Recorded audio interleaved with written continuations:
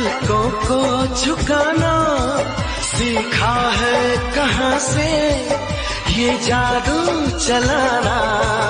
आता है तुम्हें तो यूं बातें बनाना, जाओ जी हटो भी छोड़ो यूं सब। పదహారేళ్ల యవ్వనం పదిలంగా దాచిన నీ మెడలోని తాళినై నూరేళ్లు దాగనా, నీ చెంతకు చేరా విరహంతో పడలేక నువ్వు మెత్తని పరువం రాసింది శుభలేఖ.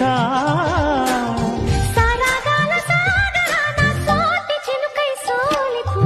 కొమ్మన కులికే కోయిల ఓ కమ్మని పాట పాడవే.